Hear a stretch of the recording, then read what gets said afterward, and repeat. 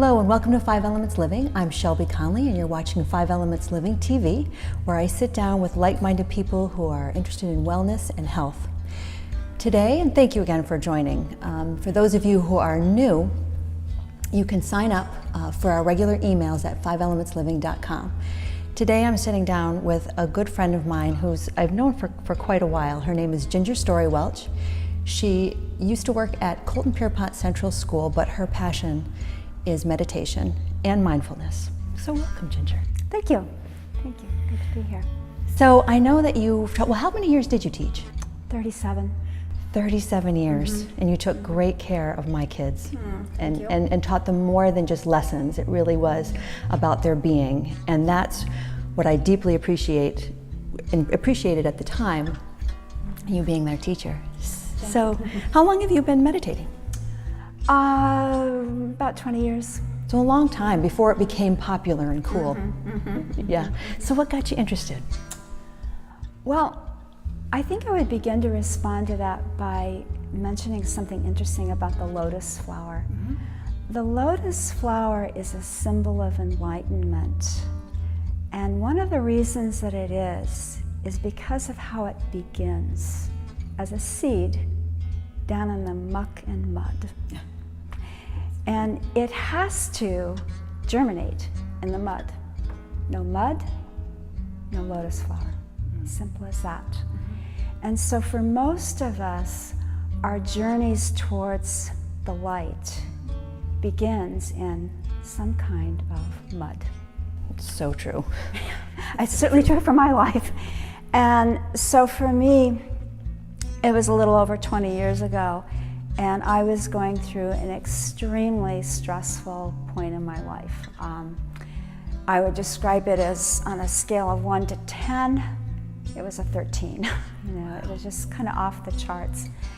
And sometimes when you're in that sort of situation, you can get out. That's one thing you can do. You can get a different job, whatever. And sometimes the only way is to go through. And this was one of those where I had to go through. And as I was looking at this, I was realizing that there were 3 possible outcomes personally for me. One was that I could come through it with health issues. I also realized that if this became my chronic state of life, that I could have a premature death, because I knew that this level of stress affects your health, and sometimes it can even shorten one's life. And the third possibility was a little more optimistic than those other 2, was that I could get really good at taking care of myself so that those other 2 possibilities did not manifest. True. And when I saw it that starkly, you can have illness, you can have premature death, or you can take care of yourself. It was a no-brainer. No-brainer. I knew I didn't have time to get sick, and I was aware enough to realize that taking care of myself would actually take less time than getting sick. And Shelby, it was like a wind came through my life, and all of those years of thinking and planning and talking about taking better care of myself, all of those reasons and excuses for why I couldn't do it as well as I really should just got swept away. And I was left with 2 words: you must. And I'm really... And that came from within. You must. And I'm very glad and very grateful to those who are my teachers and mentors and whatnot that I did.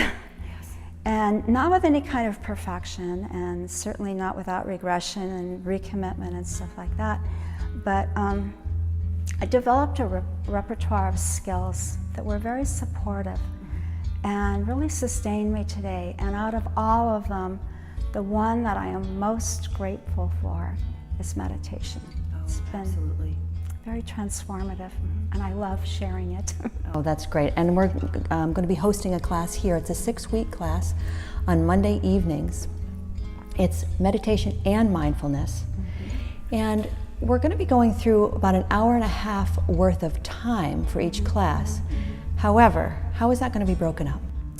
Well, We'll start out with just a little relaxation because everybody's going to be coming, stressed and busy and all. Well, the fall is starting, and so that is it's a brand new page for people to start in the fall. So that's why we chose that. Exactly. And I want to allow people time to share once we get into the class, not so much the first class, when we're just going over the mechanics of how to meditate. But in ensuing classes, I would really encourage people to share, things that they're running up against and realizing and things like that, because that helps one another.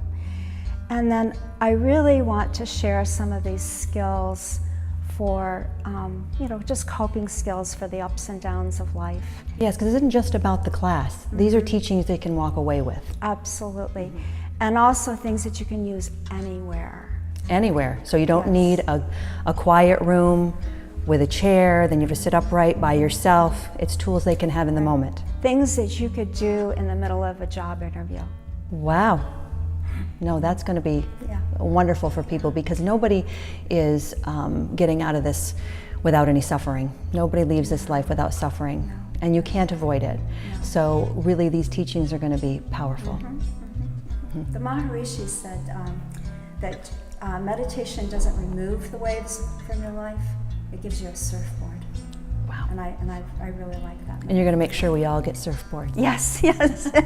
Well, I'm going to be joining the class as well. Wonderful. I'm pretty excited about being in it and using it in my own daily life.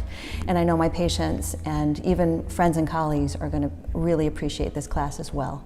So thank you very much. Thank you. And for more information, 5elementsliving.com. It's going to be on the events page.